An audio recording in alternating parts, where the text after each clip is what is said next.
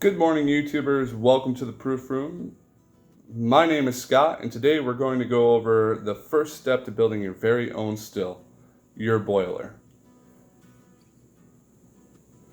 As always on YouTube, if you like the content of this video, please smash that like button and consider subscribing. And if you didn't like this video or I didn't cover something that you would like to see, please leave a comment below and let me know. Alright, let's get into it then. There are several types of boilers to choose from out there. There's thousands of distributors with hundreds of options, anything from milk cans to oil jacketed boilers. There's all kinds of different options out there. But if you're like me and you're looking for a more budget friendly option, I got on Facebook Marketplace and I bought an old stainless steel Anheuser-Busch keg. And today we're going to take that keg to a welding shop and have some ferrules put in it. And I will show you exactly what kind of ferrules you need and how to get started. Alright guys, now this is my keg that I was talking about.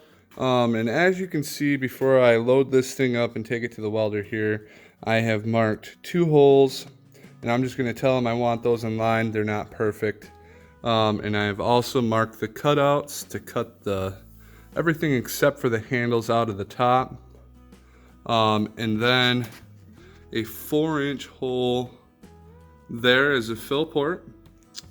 And then there is another, I'll show you here. 1.5-inch hole here on the very bottom for a drain port. And then I have these tri-clamp fittings that I will take to him as well, just so he can weld them in. And you can buy these guys on Amazon. I will show you exactly where I got them, and we'll go over all of that. All right, guys. So, I wanted to show you here. I have Amazon pulled up here, and here at the top, I just put in 1.5-inch tri-clamp ferrules. I clicked on the Denard tri-clamp ferrule. These are the exact same ones that I bought that I delivered to my welder yesterday. 1.5-inch tube diameter, and then this part here, the outside of it, is a 1.5-inch tri-clamp fitting, okay? So because I'm going electric with my boiler, I needed 3 of these, okay? And I need 1 4-incher for a fill port. Now if you're going gas and all you want to do is build a column, put on top of this thing, you can do that, and it's super cheap. I'm going with electric just because I feel like it's the safer option to not have an open flame, and I really want to be able to walk away from this still and not have to worry about anything going wrong. So that's why I'm going with electric here. It's a little more costly to get what you want, but I think it's well worth it in the end.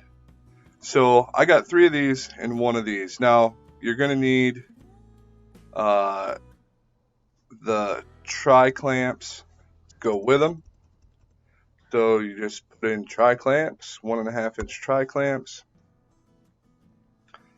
We don't quite need 10 here.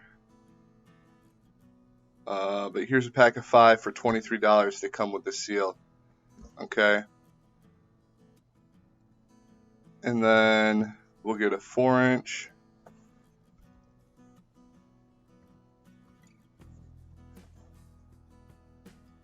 Here's one 4-inch tri-clamp with the cover. There it is, 35 bucks.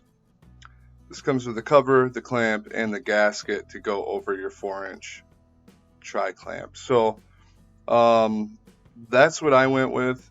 That seemed to be the best option for me. And of course, you're going to want to look up what size heating element you have or that you are going to buy. I went with the standard Denard 3500 watt heating element, and it is a 1.5 inch diameter tri-clamp fitting on the end, and I'll kind of show you what those look like here. Yeah, so here they are. Let's see here. They have them in 2 inch. They have them in 1.5 inch, it looks like. I went for the 1.5 inchers. Yeah, right here.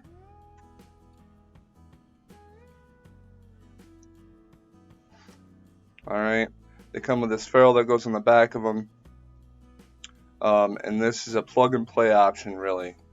When I get them, I'm going to do a video of how I wired them up and show you exactly how simple they really are. I mean, if you look here, right there, there's 2 screws on either end. Hooks up to 240. You run the ground right to the clamp itself, right there, that little screw on the top.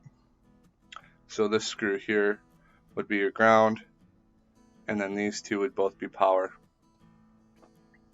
And then your tri-clamp and your seal slides right over this, plugs right into your keg. It makes it super simple to clean. You can take all this stuff apart. You can clean your elements after every run, rinse them off, and not have the gunky buildup or have to screw something apart or worry about it leaking. And for the drain, I put in another one of those 1.5 inch tri-clamp ferrules, but then I just did a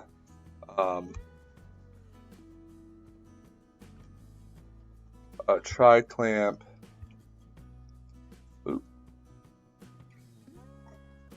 ball valve. Okay, I got this right here. This is what I ordered.